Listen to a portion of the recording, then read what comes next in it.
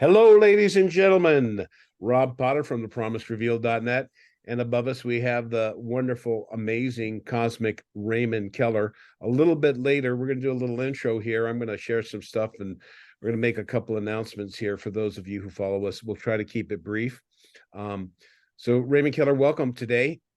Thank you, Rob. Pleasure to be here and share this time with you and all of our viewing audience. I'm so excited because so much is going to be busting loose on the planet very, very soon, ladies and gentlemen. Everyone's going to know about extraterrestrials. I think in about 1 year, I think mainstream media is probably going to be acknowledging it, and people are going to be sitting on their mouths drooling as they understand the nature of the infinite, wonderful universe that God has created. So I'm going to start off, folks. I'm going to just do a quick screen share here. I'm going to share this my website here. This is a little bit of the back end, but this is what I was sharing on another call. So my Mount Shasta Summer Conference. This is the conference page. Actually, I'm not going to go there on this, but I am going to play a video from here in a second. So Raymond Keller's coming. Vivian Chauvet has a previous commitment. She has to be at someone's graduation. But we've got a few more speakers here. I'm going to be adding them to this list. Excuse me. This location at the Methodist camp has a lot of information about the meals and stuff. This is where to stay. Everything's here. You might want to check it out. Right now, we have an incredible, and I mean incredible, discount at $400 for 5 days camping and 4 days of conference. 4 days of camping, 5 days of camping, and 4 days of conference. For those of you who go, oh my God, where am I going to stay up there? It's so expensive. This year it's time. We have 100 camping spots. Now I'm going to go forward now, folks. I've stopped sharing, but I'm going to play this little a little video here. I'm going to bring it up. One main room this year. Hold on a second. So I'm going to go into I'm going to forward this in a little video of some little people here, and I'm going to share this with you. This is an amazing gentleman, and I'm not going to play the whole thing. I have a video on this, but this gentleman is we've consolidated a bunch of his videos of him walking in the forest of England. So I'm going to share this little screen. I'm going to fast forward. This is just a little teaser for you. And Kaz and I can mention this. I'm going to try and bring in Omnek pretty soon and have her do this because she's had some experiences with these little beings. So check this out. I'm going to fast forward as we go. This woman is very excited. She has seen her first little person. This gentleman is quite the wonderful, gentle, kind, amazingly open-hearted soul. And he was hiking. He's a guy who has been looking at the little people. That little black screen was, she goes, what are you going to do about, we just saw one of the little people's breasts. So he said, don't worry, I'll cover them up. So he's taken this woman who he trusts very much. I'm not sure if this is Ireland or England. It sounds like England, but I'm not sure. It could be in Ireland. So he's told her, be quiet and all this stuff. So there's one of the little people right there. I'm going to pause it. Look at it. This is a little person here. He's put a little black thing over. I mean, National Geographic shows breasts, but you know, he's so careful. And he has not posted anything in a couple years. I was thinking I would try to reach out to this guy and have him come to my conference, but I'm going to take you on a quick little, I'm going to scrub the video and go quickly and let you see some of these amazing creatures.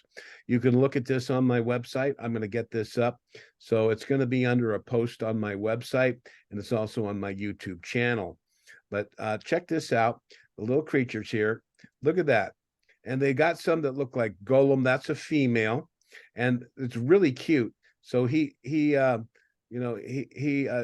seeing some things on the ground. I'm going to try and just get straightforward because you don't always see them but they're going to come up here.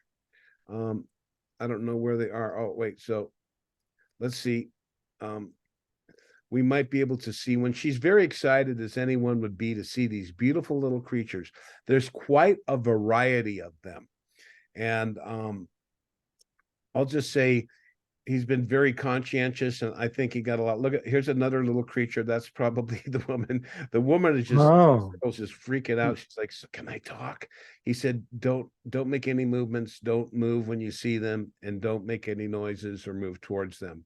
So that's one of the little creatures. So there's a whole bunch of them here, and I'm going to go forward. This one is really fun. This guy's kind of, he looks like one of the larger ones. He's going to pop up here. Check this out, Cause. See, he's going to pop up there. And oh, wow. look at that Yeah. little creature. Isn't he cute? Yeah. Wow. He's got clothes on. He's got some feathers. It's amazing, ladies and gentlemen. The universe is really wild and wonderful. And I'm going to fast forward for a couple. There's quite a few varieties. I'm going to leave this. There's one right there. This guy here, he's got a little stick that he bangs on the trees to make noises and warn people and stuff. So I'm going to stop that share here. But this gentleman, he's gone incognito, I'm sure. I think in the last one he said, they kind of didn't want him around too much, bringing other people. I know that it would be very dangerous for them, and they're very small and very dangerous. So you can look at the video. A friend of mine has put together from his YouTube all the highlights. Many of the videos are they don't have a lot of good things. So first, let's get the wonderful Raymond Keller to comment on somewhere in England, these incredible little creatures. He's got about 10 or 12 that look very different. One looks like a golem from a Lord of the Rings. He's like, nah. He's kind of walking like that, bent over and looking around, the same kind of ears. So there's some amazing things in the universe. And Kaz, tell us a little bit what your comment on this. Yeah, Rob. Sure. Oh, Kaz, you're muted. So Oh, let's oh, get your voice up and running. let's see. And oh wait, here we go. Okay, go ahead. Try talk. Can you speak, Kaz? Oh, yes. Can you hear me now? I can now. Thank you so much. Oh, okay. Very good. Yes, the Earth, like all planets, exists in a multidimensional universe. Physicists estimate that there's probably 11 dimensions. And so this allows for alternate timelines, parallel worlds, and so forth, and mystic realms, such as the wee people, the fairies, Bigfoot, all kinds of cryptids and other creatures that inhabit our world. And occasionally, when the timelines or the various fields in which these worlds exist intersect with each other, then we have the opportunity to take a glimpse at what's on the other side. And sometimes these creatures come through, checking us out and checking out our world. Wow, Kaz, this is amazing. I have to ask you though, is this a process of the dimensionality changing or something? The guy that said, "Oh, these are the elementals."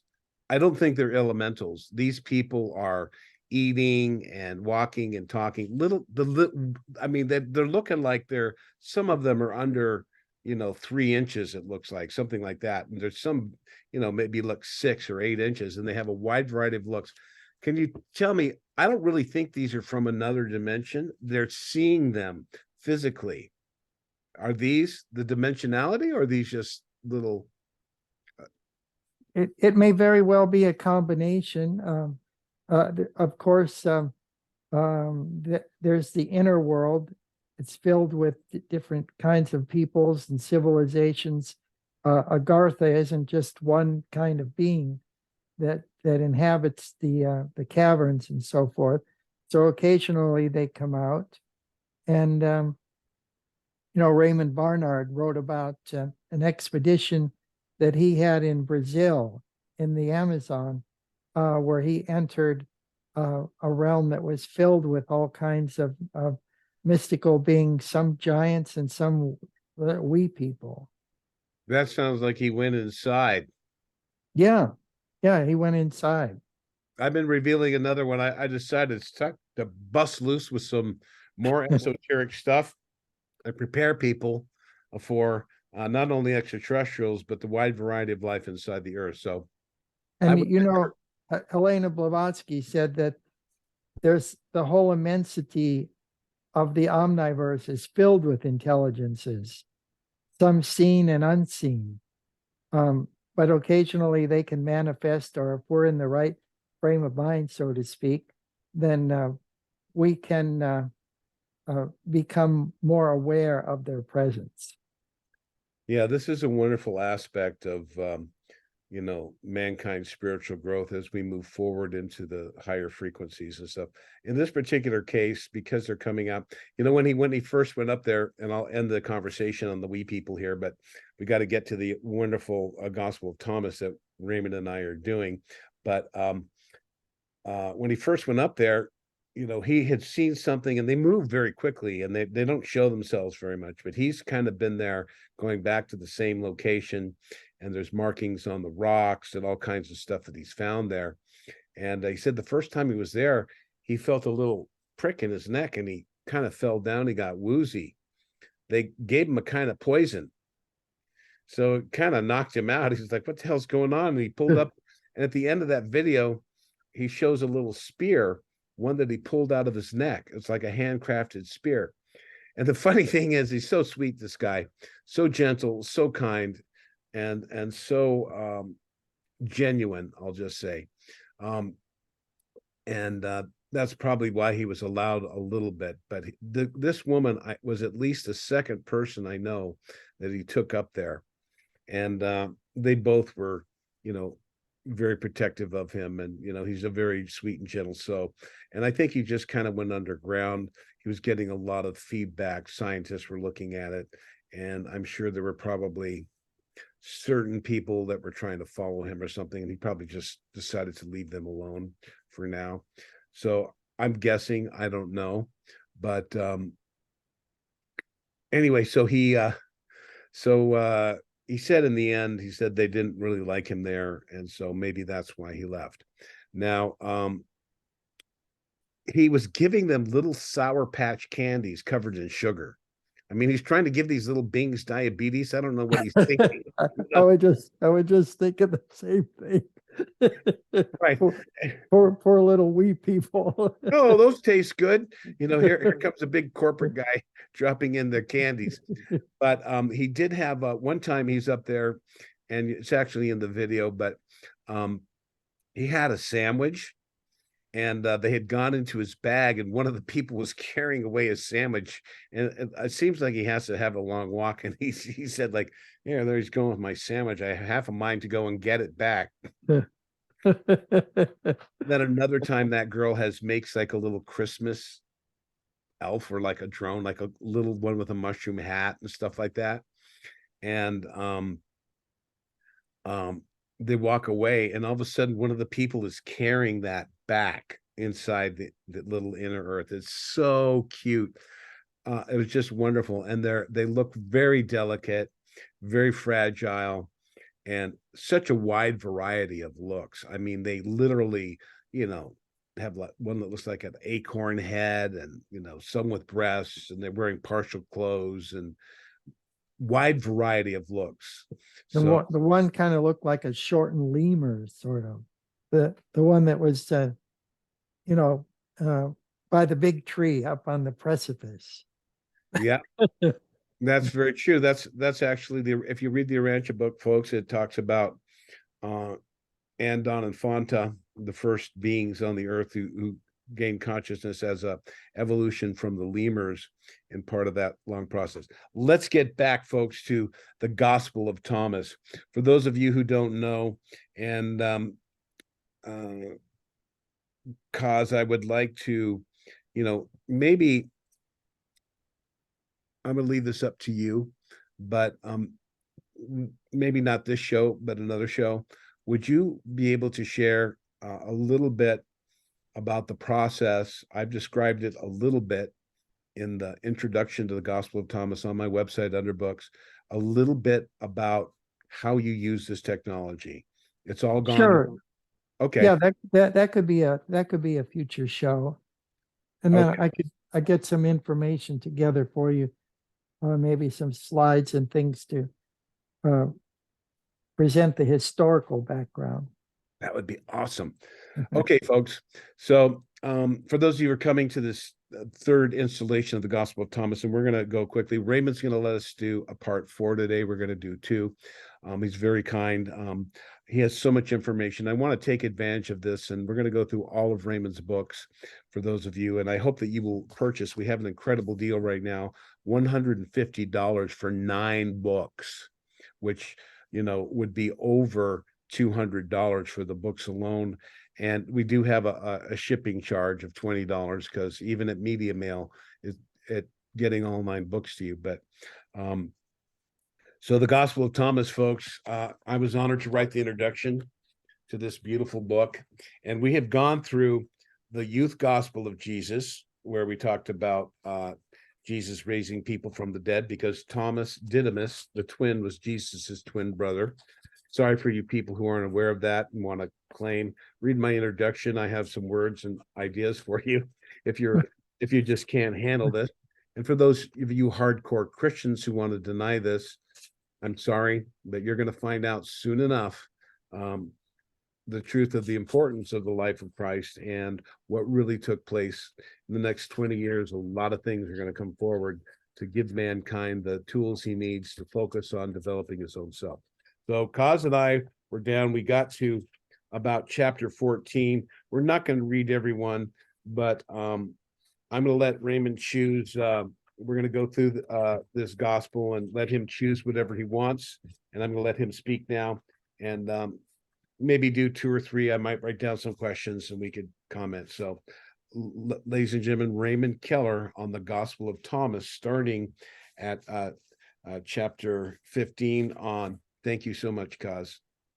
Well, you're welcome, Rob. This is a very short one. It's called Spiritual Fatherhood. And Jesus informed his disciples, in the world, all are born of a woman, but when you find one born again of the Spirit of God, to that one you should prostrate yourselves on your faces, for that one is rightly due homage. That one is your mentor and spiritual father. So he's referring to the fellow believers, but those that have been in the work of the ministry for quite some while and have familiarized themselves with the teachings and ethical way of life of the Savior and emulating his example, so they could serve as fathers for us. We all have teachers that we encounter in life, and sometimes we we don't even realize that they're teachers, that they were sent to this world to be a light to the world, like Jesus was. So I think there's a saying that said, when you need a teacher, one shows up, or the universe provides one to provide the light for us. So they're a spiritual father, like a mentor along the way. Then chapter 16 is family dissension. Jesus said, perhaps there are many who think that it is peace which I have come to cast upon the world, but it is actually dissension which my message had stirred up upon the earth, fire, sword, and war. For there will be 5 in a house, where there will be 3 against me, 2 for me, or 3 for me and 2 against. Father will be against his son, and the son against his father. But those who have stood with me shall enjoy life eternal. For those that stand with me, these are the ones that receive of me that which no eye has seen, and which no ear has heard, and what no hand has touched, that which has never occurred to the human mind. So we live in a world, we were just talking about this a few minutes ago, where there are many unseen forces, or unseen to most of the um, the untutored, that haven't studied these things and don't know where to look for them. But there is an invisible realm that we interact with, and we do live in the presence of angels who are helping us, albeit unawares. Yes, cause one of the things I would like to ask in regards to this, he says, with me and against me. Now, I think this could be taken two ways. One is Christ as the universal inner spirit of God within us, and those who are with God, whether they know about Jesus Christ or not. And then again, the Christians, some of the hardcore Christians might argue, well, if you don't say I love Jesus and take him as your savior, you're not going to heaven, as if they have a right to judge. Can you kind of explain? I feel it's more probably the former. He says against me, he means against the spirit that we should worship, that he presented. Can you comment on that a little bit? Sure, Rob. Um, Jesus said there will be many who call in my name, but he will say, I never knew you, because where were you when I was in prison and needed comfort? Where were you when I was hungry? Were you feeding me? So, he said, it's um, we know people are Christians by their acts of kindness, by their love. These are the identifying marks of Christians.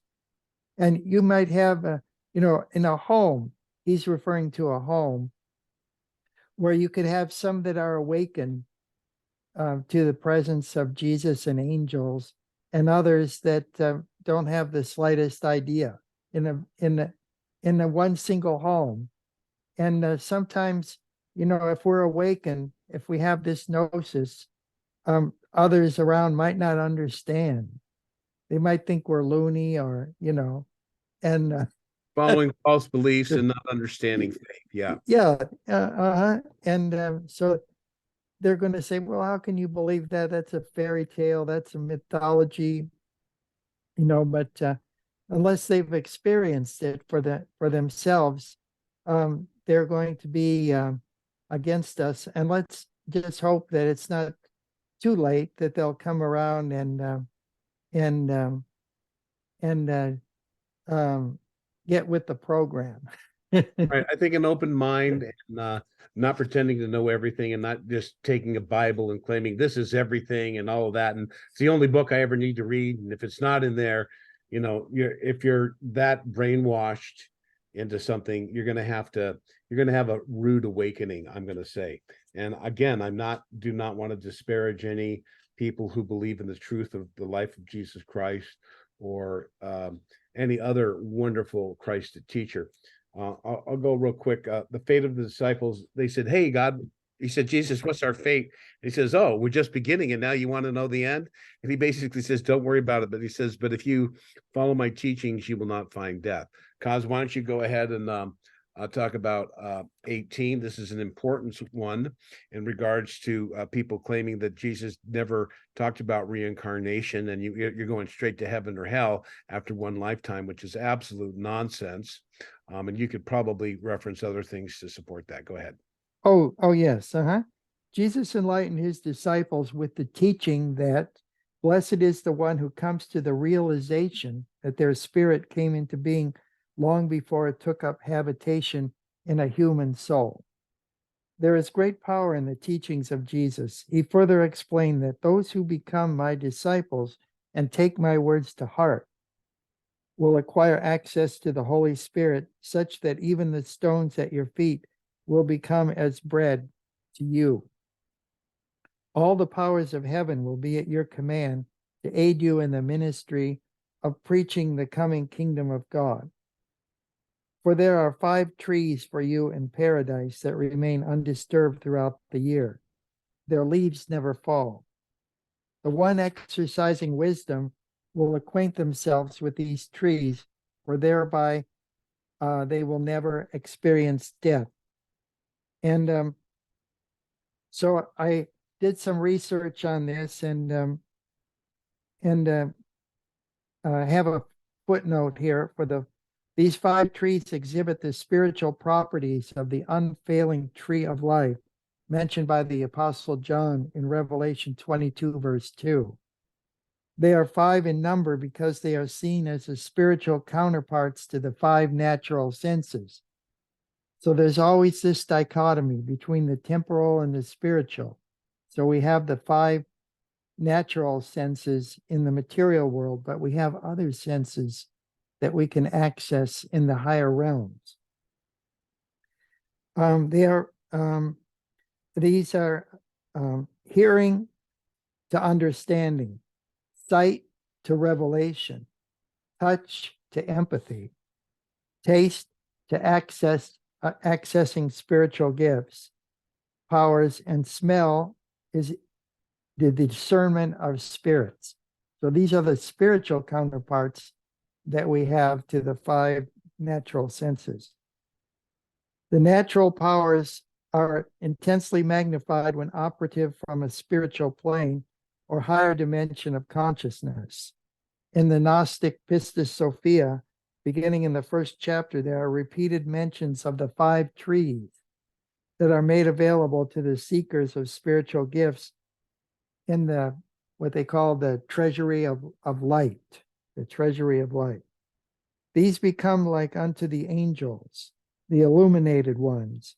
Only those partaking of the fruit of these trees, these spiritual trees, can step out of this cycle of death and reincarnation, avoiding physical death by becoming translated beings. So this is very important, and I urge all of our listeners and viewers, if at all possible, to get any of the books of Annalise Guerin. She wrote 9 of them, and you will understand this principle of becoming a translated being and never tasting physical death. So you have the keys to walk in through the back door into heaven instead of dying in mortality. The Apostle John was once so blessed. In the Gospel of John, chapter 21, verses 20 through 23, in the King James Version, it reads, "Then Peter, turning about, seeth the disciple whom Jesus loved, following." Now, Jesus' beloved disciple was John. He was the youngest of the apostles, and which also leaned on the breast of Jesus at supper. And the Lord said, "Which is he that betrayeth thee?" Peter, seeing him, said to Jesus, "Lord, and what shall this man do?" Jesus saith unto him, "If I will that he tarry till I come, what is that to thee? Follow thou me." Then went the saying abroad among the brethren, that the disciple should not die. Yet Jesus said not unto him, "He shall not die," but if I will tarry, if I will that he tarry till I come, what is that to thee?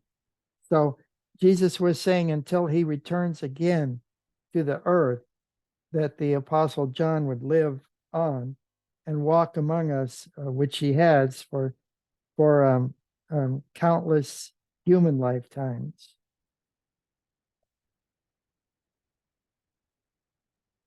You can continue on. I mean, I think Okay. whatever you want to do here, cause I don't want to comment on every little thing, but yeah, go ahead. Oh, yeah. Well, there's plenty of evidence in the Bible for reincarnation. In the book of Jeremiah, it talks about the potter and creating at the wheel, making clay pots and everything, and those that didn't come out right, he had to smash up and put back into the clay. and just keep working it in into pots until they came out perfect. And so That's this is, yeah, this is symbolic of reincarnation. And then also in, I think it's in Matthew, it says that Jesus said that, don't you know that John the Baptist was, because the disciples wanted to know who John the Baptist was, and he said that was Elijah returned to the earth. Yeah, he also, one of the disciples asked him, um, there was a blind guy, and he said, Master, was it this man who sinned or his parents that he was born blind? So if he was born blind, that kind of indicates, right? Yeah, and perhaps it's his destiny to live the life um, because of because of some karma, and learn patience or learn some kind of lesson. Because we are children of God. We have this spark of the divine, the spark of the Creator within us. So we're actually without beginning or without end, because we're parts of of we're parts of the Godhead. Right, cause well, I'm gonna let you choose what you want to go. I don't want to railroad this, but you can choose whatever you want. I mean, you got there's go along here. I kind of maybe uh let you go forward. The rejected prophets is kind of like what we're facing right now, but Well, you can go I'll ahead. do, yeah, Any, yeah. I'll start with chapter 19, Heaven Already Here. The disciples inquired of Jesus, can you tell us what the kingdom of heaven is like? He said to them, it is like a mustard seed. It is the smallest of all seeds, but when it falls on tilled soil, it produces a great plant and becomes a shelter for the birds of the sky. On many occasions did the Master speak to us in this manner. We understood that the kingdom was already among us, in the hearts of the people. One day the kingdom of heaven would conquer the whole world, and everyone would recognize their everlasting king, the son of David. So there was ancient king Nebuchadnezzar who built that giant statue, and a little pebble rolled down the hill, and as it picked up momentum, it became a great landslide, and boulders fell down and smashed it. And the statue was leveled. I think it was in 5 different kinds of material: copper, silver, gold, clay feet, and so forth.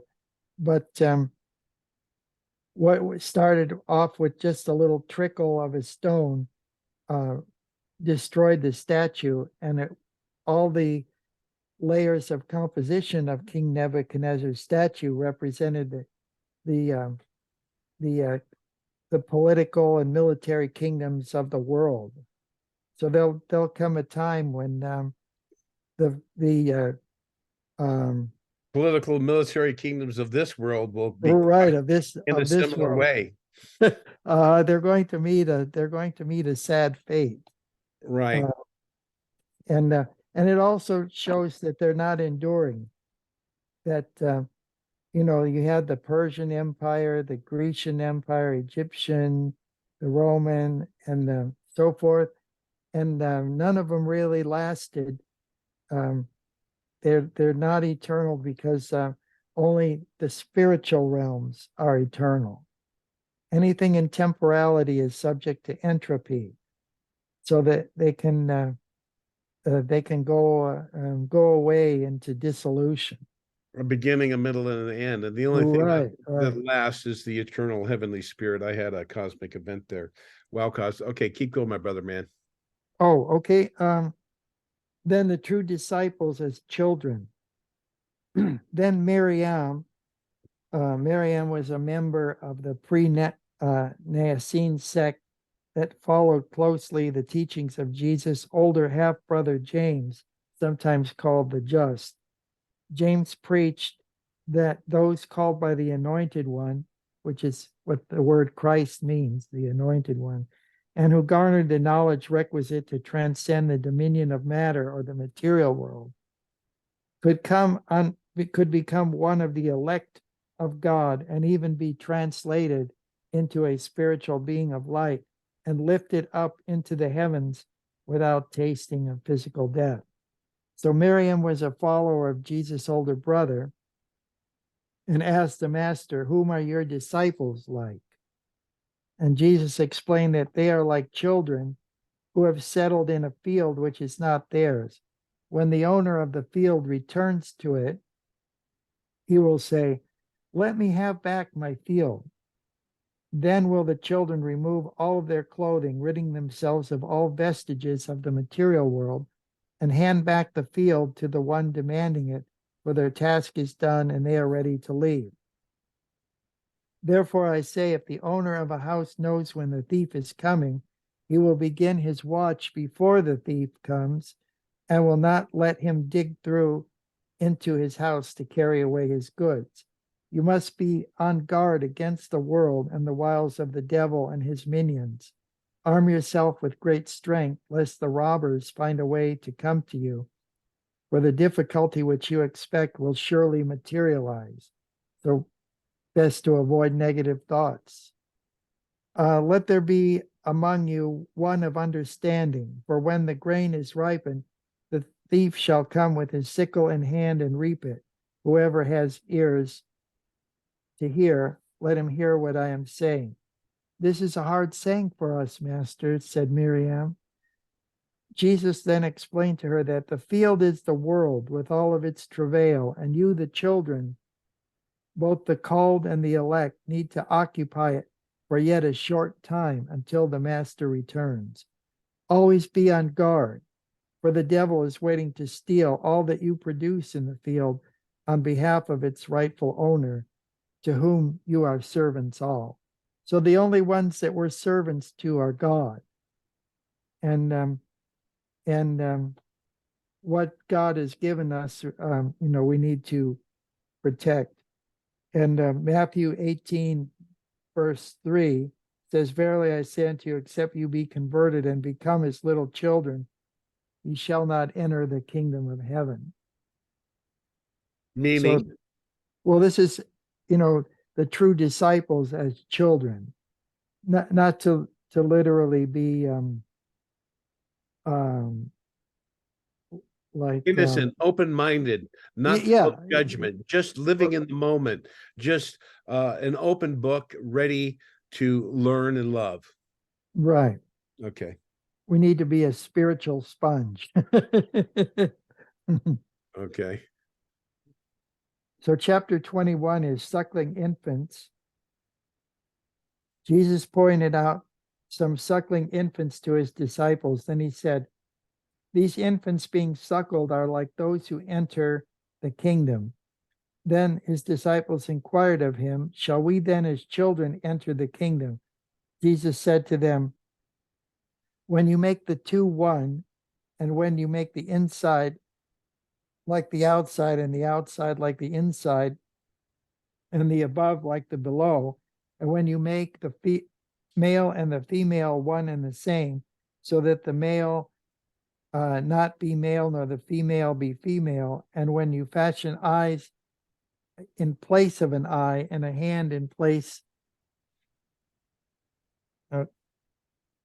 place of a hand and a foot in place of a foot and a likeness in place of a likeness, then you will enter the kingdom." So he's talking about a spiritual body that we have, or like an oversoul of being in touch with it. "I choose you, one out of 1,000 and two out of 10,000, and they stand as a single one." So these elect that are called, that are spiritually minded, that are in ascended spiritual bodies, they have a unitary consciousness. So as they stand as a single one, they're one in other words, they're one in purpose. Yeah, there's a lot of different teachings you're revealing here, cause like you said, people call, oh, I'm Jesus, Jesus, Jesus, and Jesus will say, I don't know you because you didn't really represent the spirit. I'm reminded of so churches, we had a really bunch of cold snap, and some homeless people, try to go to the church and they close their doors, go, no, you can't sleep in here tonight, you know. So um there is so much um, problems with those proclaiming to be Christians who are really just arrogant, judgmental, elitists that think they know everything. And I'm not saying everyone, I'm not denying the living word of God in the incarnation of Jesus Christ. But, um, you know, let's talk about chapter 23, cause. Okay, before we move on to that though, there's one thing I wanted to, I put a footnote here for Matthew 22:14 because it says, for many are called, but few are chosen. So these are the ones who are the illuminated ones who have spiritually ascended. With our incarnation on earth, we have accepted the call to enroll as students in the school of life. The chosen ones, albeit few, are the graduates of the school. We are one in constituting the body of the school's alumni. Right. That's So, that's like what they call the harvest, or in certain terms, I'm going to call that. We have four angels, folks: guiding, guarding, ministering, and reaper angels. These are uh, beings in the Father's heavenly multidimensional administration that tend to the temporal worlds in the evolution of life and the nurturing of souls through their experiences in the multitudinous worlds. And clearly, um, the Reaper Angels now behind the scenes. I'm going to tell you this, folks. It's going to be in my global restoration plan coming out very soon.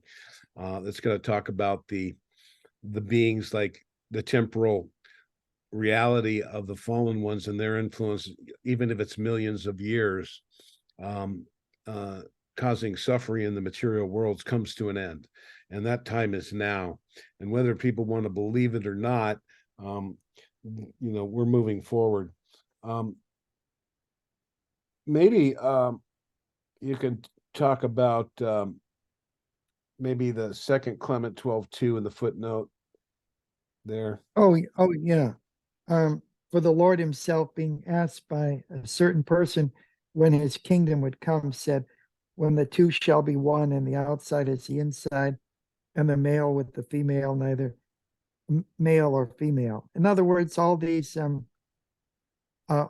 things are important on the temporal plane, but in the spiritual realms, they're really not, because as the in the Gospel of John, it says that God, or in the Epistle of John, it says that God is a spirit. And those that worship in spirit and truth. So I think that the next chapter is at 22. It's Jesus in the secret place, pretty much explains that. The disciples of Jesus wanted to know the place where he was coming from. Show us the place where you are, since it is needful for us to seek it, they said to the master. Jesus replied, whoever has ears, let them hear. There is a divine light in the hearts and minds of the illuminated ones. It is a light that brings radiance to the entire world. If the light in that one burns out, then those around the other one shall also find themselves in darkness.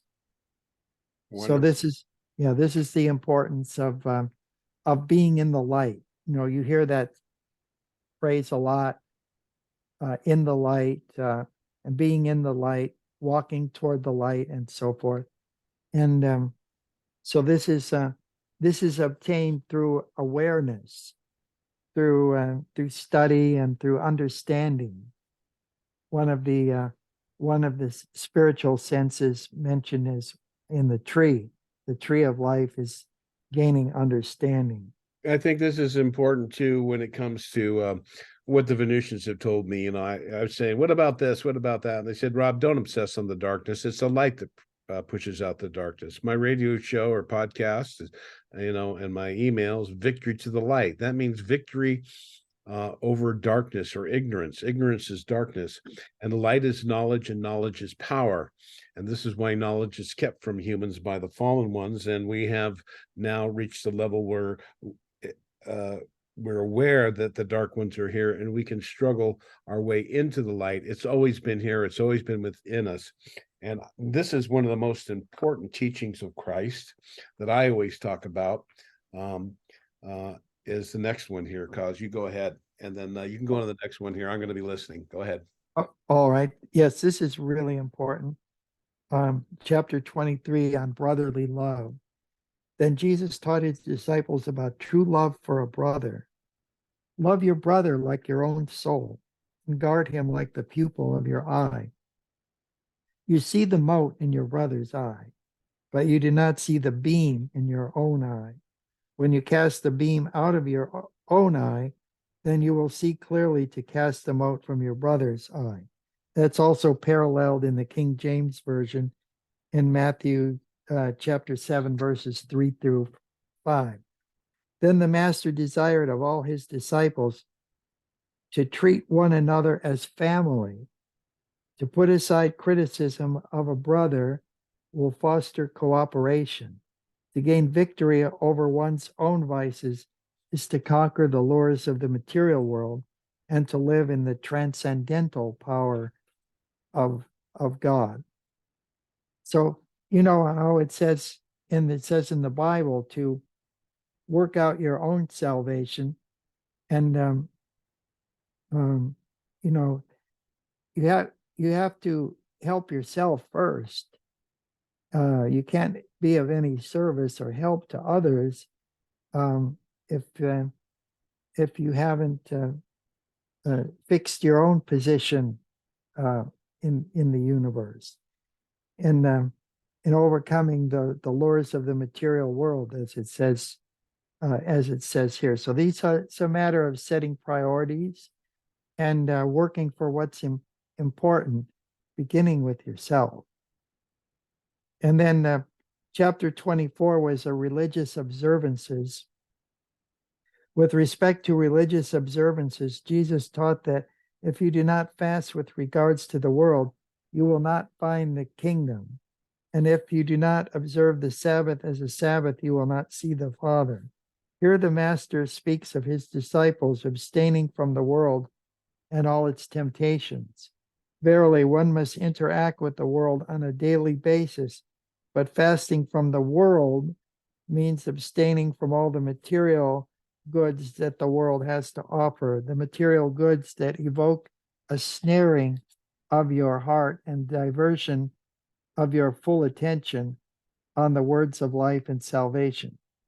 This is inclusive of the Sabbath, which on a higher order of spirituality should be attended to all 7 days of the week.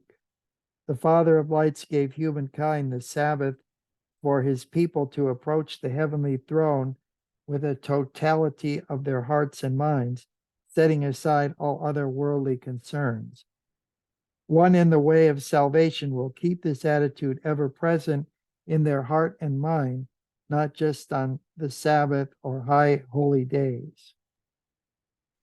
So once again, it's priorities, setting priorities of what's important in life, those things that will pass away, or those things that lead to eternal life and being in the presence of the holy ones.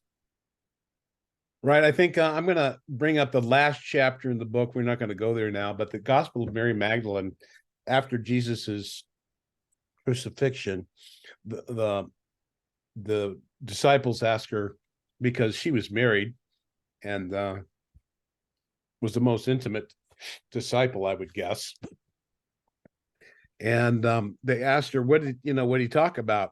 And she said, well, he taught me, and basically he taught her the teachings. There it is. She says that he taught me what he learned in India. And this is the teachings of the Buddha. And for those of you who want to deny, I'm not saying Buddha is God or, anything. I'm just saying that as an enlightened master, he taught that through his contemplations that desire is the cause of suffering. He says, number one, the first noble truth is suffering. Desire is the cause of suffering. The third noble truth, there's a way out of suffering, and the way out of suffering is to follow the eightfold path: right living, right meditation, right concentration, right livelihood, blah blah blah blah. So this desire is when mankind becomes ensnared in the material senses, folks. You have a good experience, and a desire comes because it implies memory or consciousness that you want to re-experience that. And this is necessary. You touch a fire, you get burned. So you have to learn as a child in your material experience what this reality is about. You start from scratch as a baby. Your soul may be very wise, but you start from scratch. So we have this necessary thing. But I think when mankind becomes ensnared in the senses and seeking pleasures, without the wisdom and the knowledge of balance and moderation, that's what he's talking about here. Yeah, these things of the world are not bad in and of themselves, because we experience all of these things as we go through the temporal plane of existence. But when our need for these things surpasses our spirituality, then it becomes a problem. I'll just read that section there because it's very important. Mary Magdalene prefaces it by saying, "I wanted to know why Jesus prohibited me from touching him." This was right after his resurrection. The master explained that for the time being, he was in a transitory state between the material world and the spiritual planes. But of his physical body that I remember, Jesus said, "While I lived with you, it served me as a garment. Where I am going, I will have no need of it. However, for appearance's sake, I have donned a new garment, but of a finer substance. That is why you did not immediately recognize me. When you come into the kingdom, all shall be well with you, as we both shall assume imperishable bodies of spirit." So when I met Lady Ankara up on Mount Shasta, um, and then with the Osiris UFO group, then we took her picture, and when we got back to Utah, we went to the 1 hour photo mat, and we were all in the circle, but she wasn't anywhere to be seen in the photographs because, as Clayton Parker told us, who was our escort there to Mount Shasta, she was moving at such a higher frequency. The molecules of her body were moving so fast that her physical form couldn't be, became transparent and couldn't be captured on a photographic image. So that was my first encounter, knowingly, of an ascended master, of a translated being. So I can testify that that's true. Then Mary Magdalene said, when the master lived in India, before he began his ministry in the house of Israel, he learned many great spiritual truths among the sages of that far country. For the knowledge passed on to Jesus from his teachers there, he told me that there are 4 powers working to assist the seeker of enlightenment that must be mastered while that one is still living in the material world. And then she goes on to explain those, and they do correlate with the teachings of the Buddha that Rob just explained.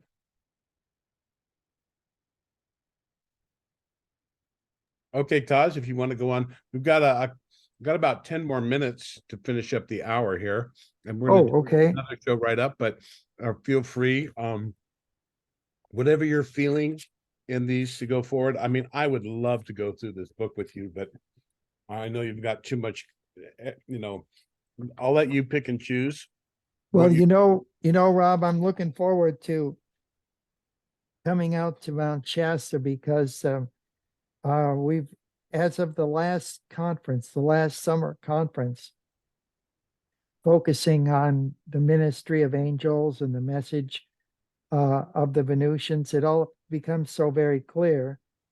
And I know we're all going to have a wonderful time. Everybody that goes to Mount Shasta always comes away with very profound experiences. So I'm expecting big things up there, and so we're looking forward to that. But I wanted to say about the brotherly love section there is that it reminds me of this Sunday school poem, little kind of ditty. Goes, I'd rather see a sermon than hear one any day.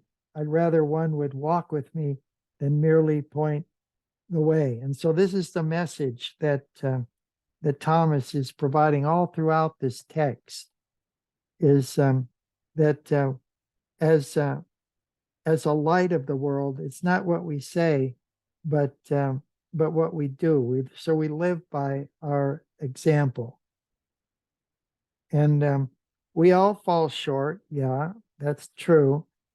But no doubt we get better and better as we more closely emulate and approximate and embody the teachings of Jesus in our daily life and in our actions. And the brotherly love that we manifest one toward another here on this earth is what is going to raise humanity to higher levels. But we have to do it. We have to do the hard work of doing that.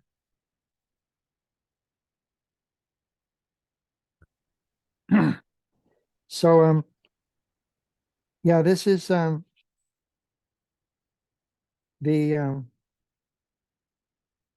this is spiritual yearning. It's chapter 25, and it's Jesus said, I took my place among humankind, dwelling in their midst and appearing in a body of flesh as you see me now. I found the inhabitants of this world intoxicated by all its material and sensual lures. There were none of them thirsty for the spiritual knowledge I came to share. Nobody was listening. And I became afflicted for the sons and daughters of Adam's race, for the blindness of their hearts. For it is through the heart that one truly sees. And these are the ones who remain sightless with respect to spiritual matters. These are the ones who came empty into the world, yet leave this world no better off than when they entered. Their only hope lies in shaking off their intoxication with the wine of this world, for they will see the light of hope and speedily repent. So it's not that God hasn't sent messengers and angels and prophets and apostles and teachers and elders And Venusian historians. all throughout time. And so it's not their fault. You know, they're just postal workers delivering a cosmic message. And so this is from Jesus's own words, that the responsibility is with the hearer. They can raise their level of awareness, bring their actions into alignment with the light of Christ, and proceed on to bigger and better incarnations and celestial worlds without end. Or they can mire themselves incarnation after incarnation in the muck and mire of this lone and dreary world. Because, one of the things I loved about this gospel, folks, is, I don't think I remember ever, I'm not a biblical scholar, folks. It's been a hard read for me. Probably because one of the first times when my mom said, you want to go to Sunday school? And I went in there and put my hand in the thing, and they closed the open where you can go in and take something out. You put yours in, and then they go like this, and it's pretty funny. I was talking to other kids, and the teacher came up and smacked me with the Bible on my head. So that was one of my first experiences with the Bible. So, Probably the first and last. no, no, no. I obviously I've always respected the word of Christ and accept him as ascended master. And through my teachings, and it's written in the introduction, I won't go into there, but I want to ask you a question here because he says he talks about Adam. I'd like you to talk about the default and what he's kind of referring to here. And this is really why he came here, is because of this Earth's importance as a nexus world and a major portal, and what the Urantia book calls an planet, one of very few planets chosen for a very special reason. And you talked about this to me privately about it being a single sun with a single moon and has a magnetic attraction with a lot of things are going on here. But the creator's son, the creator of this galaxy, the theophanic angel, the one like unto God, whom we call Archangel Michael, chose to overshadow for 3.5 years the ascended master from Venus, Sunat Kamara, of over 18 million years of um, as an ascended master, incarnating on various worlds throughout the galaxy. He was chosen to hold for 3.5 years only the creator's son, who came here to, I believe, actually judge the Luciferian, the Anunnaki, and the fallen ones from their influence, which is now being overturned. And it's because it never was and never will be. Could you talk a little bit about Adam and the default and what he was referring to there? Sure. I believe that Adam and Eve were brought here from another planet to populate the earth, and that the Garden of Eden was truly a paradise, world. But it was up to them in their material bodies on this earth plane, this material plane, to discern for themselves good and evil, and to find their way into uh, creating this new world, and making it ultimately to become part of the pleroma, part of the confederation of light that exists out there in the galaxy. Okay, Kaz, now let's go ahead and dispel some myths that, God's sitting here, oh, I'm going to send a seraphim down and fashion out of clay, blah, blah, blah. That's a crazy myth. And you believe they come here. So obviously in the Urantia book, for those who have an open mind and look at a alternative testimony of Christ, like even the Mormon book is an alternative testimony of Jesus Christ. The Urantia books is an alternative testimony of the history of Earth. Now, Dr. Frank Strange has explained clearly many times that that there were other previous civilizations on the Earth here before. Entire civilizations had risen and fallen before Adam and Eve, because we don't hear anything of Atlantis, Lemuria, the Hyperboreans, and the countless other civilizations throughout the millions and billions of years that the Earth's been on existence. It's not even important, but let's talk about, or I'm going to have you educate the people to the reality of, I think it's even mentioned in Genesis. It's kind of jumping from one aspect of creation to another. It's kind of a myth, a story. So in the Urantia book, it says that Adam and Eve came here, and there was a type of intelligence and spiritual hierarchy, and everyone was amazed when they landed, and they had so much knowledge of all the life, and they immediately became very powerful in organizing and regenerating the civilization at that time towards a spiritual superculture. And from my understanding in the Urantia book, the interior government of the fallen ones inside the earth, there was a being, a snake in the garden. And from what I'll be revealing in the global restoration plan and the nature of the interdimensional hierarchy within the earth that explains the fall, I'm going to be trying to get this out here to people so they can have a little more of an intellectual understanding of what took place. But inside the earth was a balance between the light and the dark. And there were some, it was a kind of agreed that mankind would be kind of tested, and that the dark ones kind of had their position in their place. And the interior government um, was corrupting Adam and Eve. Adam and Eve amongst themselves were thinking, wow, we're trying to redeem this race. And Adam and Eve were beings, they didn't procreate normally. And most people think they had sex, but they didn't. They were different beings. They would touch each other. You see this in the Egyptian, they would put their foreheads together or touch elbows. And I don't, it's kind of weird. We wouldn't see the genitalia. They probably had male and female genitalia, but the conception was immaculate. And they were to create they called it the violet race in the Urantia book. They were to create enough of their offspring. In other words, brother and sister could marry, because they weren't, I don't understand this from our taboos and understanding of genetics, but they were able to create enough people that eventually then they would intermarry with the sons of man, or the limited genetic species of Earth. And allegedly, and I want your opinion, and please counter and correct me in any way, about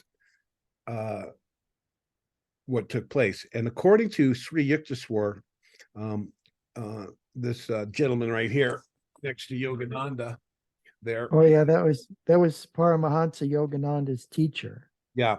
And Lahari Mahesa and Babaji and all that.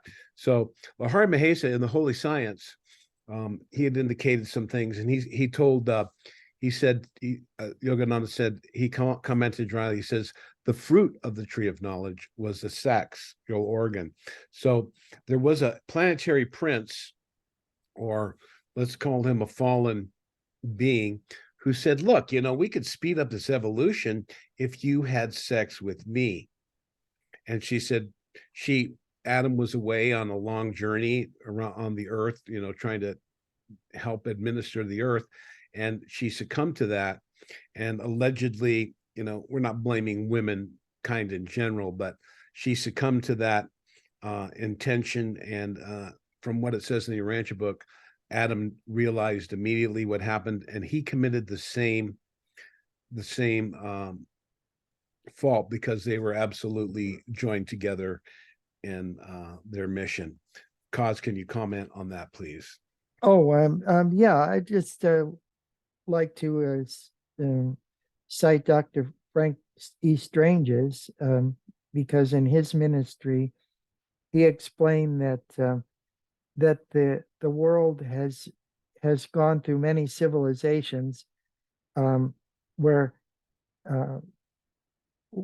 one would rise and another would fall, and then it would fall and another would rise, and so forth. And that there have been times when the entire world was wiped out and had to be redone all over again. And in Genesis, the actual word is not created. In Hebrew, the word is restored or reorganized. The material was reorganized and the world was fashioned anew. And we have many records. For example, the Hopi say that we're now in the fourth creation, and that there were many worlds and even different kinds of beings other than humanoid that existed and built civilizations on the surface of the earth. And Helena Blavatsky, of course, the co-founder of the Theosophical Society, in the Isis Unveiled book, reveals that there were 7 root races. Sometimes these races existed concurrently with each other, and then other times one would die out and another would supersede it. And then, of course, the comings and goings of extraterrestrials that have mingled with human DNA, as you were saying, over the countless millennia. So it's it's quite a complicated story, but Adam and Eve were indeed extraterrestrials, and their mission was to um, uh, promulgate a new story, a new history for the earth. Of course, it was wiped out during the time of the flood, and there were other people living on the earth at that time. For example, Cain left the area of Mesopotamia, and he married a woman from Egypt, and that's in the book of Genesis. So we know that there were other people on the earth at that time, and so this is very important stuff, and what you can read in Zechariah Stitchin about the Anunnaki and and other extraterrestrials that were coming and going here on Earth. I believe that that's quite accurate. Well, good. Well, that's it gets muy complicado, amigos. So Yeah, it's like America. You know, we say United States of America is a melting pot, and if we look at any, you know, if you subscribe to ancestry.com or 23andMe, you'll see that you'll be surprised at just how many different races and nationalities and ethnicities and so forth are in the streams of your own DNA, and you don't realize, um, you know, just how far back that goes and to what extent we are all citizens of the world. and I think it's one reason America is so very important is despite all the problems we've had and the limitations of human relationships and just slavery and the Indians and the control network and the greedy financiers, the bellicose militarists, the religious potentiates, all of these things have led to mankind on Earth. People in Europe when I was going there, they're very. I mean, it's very unique. You can go 30 miles and they don't even speak the same language. So it's kind of like the Tower of Babel over there. And people are like, well, what about this? And they think, I said, look, our country is so large. You can travel for 3 days and everyone's speaking the same language, you know. And, at my age, America has already reached a melting pot and all the racial stuff. I didn't conceive it. We had Arabs in our school. We had Black people. We had Chinese. We had Tao, Laotian, Samoan, you name it. You know, there were even French people. No, there's all kinds of people there from all over the world. I will say there weren't so many Chinese in that day, but we had plenty of Japanese and Asians and stuff. And I think that's one of the things that makes us great. And despite the racial prejudices and the cultural differences that have created, even in New York City, the barrios of the Italian mafia, they were running it by neighborhoods and charging their own people money for protection from the Irish police. And, this whole history of division is part of mankind's limited understanding of the nature of spirit, right? So I think one of the good things is now mankind, for those of us who are used to it, don't see the differences in the racial characteristics or the languages and aren't limited by the views of their culture. It's a little bit larger. So I think that's why America has excelled so much in the past, although the bad guys got in here and said, America's the next best thing, and they took it over and they definitely corrupted us, and we've been led down a dark and dirty path. But thanks to Raymond Keller and the teachings of Christ through this new gospel. So another thing I want to say here before we go is for the today's show, and we'll do another one right after this, is that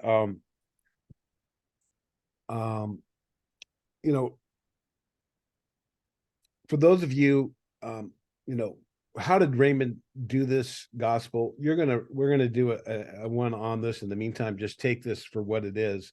But there are parts missing in the Nag Hammadi library. They're called lacunas. When all those Dead Sea Scrolls, they got areas where they're completely missing. And I think Dr. Frank, who translated some of the Dead Sea Scrolls, probably had access to that. But Raymond Keller would place his hand over these things where even if there was missing words that you'd never heard from the Gospel of Thomas, even for some of you who are aware of the Gospel of Thomas in the Nag Hammadi library, he was able to see through this technology. So, oh, that's not in the Gospel of Thomas. I've read it. Well, no one's read it or understood it like Kaz, because he actually was able to go to the bilocation signal. Again, he doesn't like to emphasize the ego of the great gift of the ministry of angels, but they chose well when they chose him as a messenger. Kaz, any parting words? We'll be back on in a couple seconds here, but would you like to say anything to the people? You're speaking somewhere, and I think it's important. Oh yes. On April 6th, I'll be at the Westmoreland Community College in Westmoreland, Pennsylvania, just southeast of Pittsburgh. I'll be the speaker there talking about the stranger in the Pentagon. April And 6th. April the 6th, yes. My goodness, they're really booking far in advance. And I'll be in Germany in the first part of July and late June with Amnek Anek, the ambassador from Venus, and Anya Schaefer. And I've been enjoying going out around the tri-state area here, Ohio, Pennsylvania, and West Virginia, meeting with many people. And I look forward to meeting you all too at Mount Shasta. And I hope you can attend that conference. Rob and I and others speakers there, Louis Martens from Bolivia, the contactee of Venusians and higher dimensionality. He'll be there. He'll be there as well. And we'll be happy to talk with you, answer your questions, bless you, and illuminate you as best we can. Thank you so much, Kaz, ladies and gentlemen. The wonderful Dr. Raymond Keller, the Venusian historian, the author of 9 books, now working on his 10th and got 2 more in process. Truly one of the gifts to mankind about our true history. And I think if those of you who want to hear a lot of information that'll has so much knowledge, you'll take advantage of that wonderful series of books. Thank you so much for coming on, folks. And we're going to get to part 4 of the Gospel of Thomas coming up shortly. Thank you so much. Arrivederci. Ciao. Ciao. Later, alligator and a wild crocodile. Bye. I know.